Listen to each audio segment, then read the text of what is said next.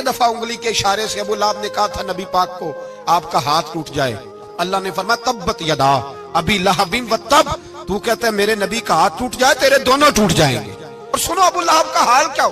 ابو لہب کا معنی ہے ابو لہب شولوں کا باپ، لہب شولوں والا۔ کیا مطلب؟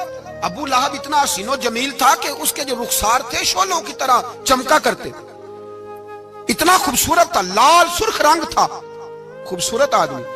عرب میں جب غربت تھی تو اس کے گھر میں اس وقت بھی 2 اینٹیں سونے کی تھی، اتنا مالدار آدمی اور سردار تھا سارے مکے کا۔ لیکن نبی پاک کی بے ادبی کی، تمہیں پتہ ہی نہیں کہ رب دنیا میں سب سے زیادہ ناراض ہی اس سے ہے جو اس کے رسول کا بے ادب ہے، سب سے زیادہ ناراض ہی اسی سے۔ ابو لہب نہ گیا بدر کے موقع پر، ڈر گیا، کہنے لگا میں نے نہیں جانا، مکے میں رہ گیا، نہ گیا جہاد کے لیے، مسلمانوں کے خلاف نہ نکلا۔ لوگوں نے بڑا اس کو لان تان کیا، لیکن کہنے لگا میرے خرچے پہ 4-5 بندے لے جاؤ، میں نہیں جاؤں گا، پیچھے رہ گیا۔ لوگ کہنے لگے بچ گیا، لیکن اس کے جسم کے اندر ایسی بیماری نکلی کہ ریشے سے بھر گیا سارا وجود، ریشے۔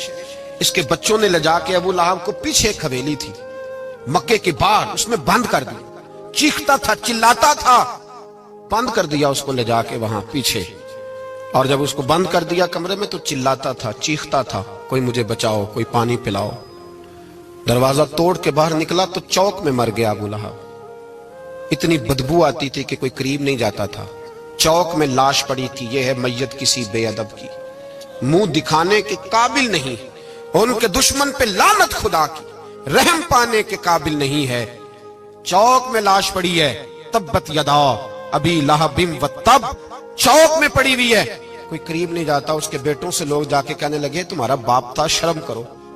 ایک ملازم کو پیسے دیے اس کے بیٹے نے، کہا گڑھا کھودو اور میرے باپ کو رسی کے ساتھ پکڑ کے اس میں پھینک دو۔ ایک گڑھا کھودا مکے کی گلی میں اور رسی کے ساتھ پکڑ کر، رسی کے ساتھ باندھ کر اس کی ٹانگ کو گھسیٹ کر اس گڑھے میں ڈال دیا، اوپر سے مٹی ڈال دی، بدبو کا وہ ڈھیر بند کر دیا۔ ابو لہب مکے کا سردار تھا، پر جانے کہاں مردود دفن ہے۔ لیکن میانی صاحب کے قبرستان میں جاؤ، میانی صاحب کے قبرستان میں وہ علم الدین جسے اپنا نام بھی نہیں لکھنا آتا تھا، ہزاروں لوگ روزانہ اس کی قبر پہ کھڑے ہوتے ہیں اور رسول اللہ کی نعتیں سناتے ہیں۔